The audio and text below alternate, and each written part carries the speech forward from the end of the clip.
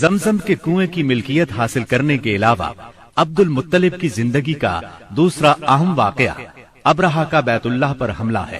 تاریخ میں اس کو واقعہ فیل کے نام سے یاد کیا جاتا ہے۔ ابرہہ ایک عیسائی سردار تھا۔ شاہ حبشہ نجاشی کی طرف سے یمن کا حاکم تھا۔ اس نے دیکھا کہ اہل عرب حج کے لیے مکہ مکرمہ جاتے ہیں اور خانہ کعبہ کا طواف کرتے ہیں، تو اس نے عیسائی مذہب کے نام پر یمن کے شہر صنعاء میں ایک عالیشان گرجا بنوایا۔ عرب میں اس گرجا کی خبر مشہور ہو گئی۔ قبیلہ کنانہ کا ایک آدمی وہاں گیا اور گرجا میں گندگی پھیلا کر بھاگ آیا۔ ابرہہ نے غصے میں آ کر قسم کھائی کہ کعبے کو ڈھا کر دم لے گا۔ چنانچہ وہ ایک لشکر جرار لے کر مکہ مکرمہ کی طرف روانہ ہوا۔ راستے میں عرب کے جس قبیلے نے بھی مزاحمت کی، ابرہہ نے اسے تہہ تیغ کر ڈالا، یہاں تک کہ وہ مکہ معظمہ کے قریب پہنچ گیا۔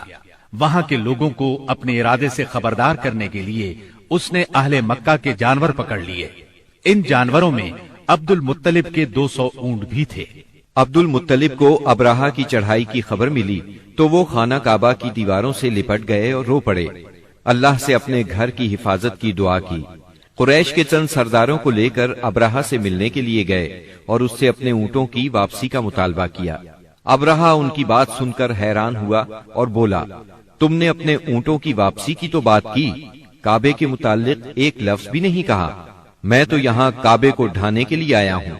عبد المطلب نے جواب دیا، اونٹ میری ملکیت ہیں، اس لیے ان کی رہائی کے لیے چلا آیا۔ کعبے کا مالک اللہ ہے جو اپنے گھر کو بچانے کی پوری طاقت رکھتا ہے۔ ابرہہ نے ان اونٹوں کی واپسی کا حکم دے دیا۔ یہ اپنے اونٹ لے کر مکہ معظمہ واپس آ گئے۔ 60-70 ہزار کا لشکر تھا اور اس میں 9 یا 13 ہاتھی تھے۔ اس لشکر نے آخر مکے پر چڑھائی کی۔ لشکر مکے کے نزدیک پہنچا تو محمود نامی ہاتھی نے مکے میں داخل ہونے سے انکار کر دیا اور وہیں بیٹھ گیا۔ ایسے میں اچانک باہر قلزم کی طرف سے پرندوں کا ٹڈی دل نظر آیا۔ ان کے پنجوں اور چونچوں میں کنکریاں تھیں۔ جن سپاہیوں پر وہ کنکریاں پڑتی ان کے اعضاء کٹنا شروع ہو جاتے۔ ان کنکریوں کے گرنے سے ابرہہ کی فوج اور ہاتھیوں کا جو حشر ہوا وہ بلا شبہ تاریخ عالم کا ایک نہایت حیرت ناک باب ہے۔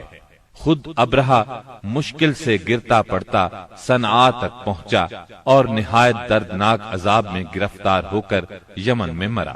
عربوں کے ہاں اس سال کو عام الفیل کہتے ہیں۔ ایک مدت تک یہی تقویمی سال شمار ہوتا رہا۔ قرآن کریم میں یہ واقعہ سورہ فیل میں بیان ہوا۔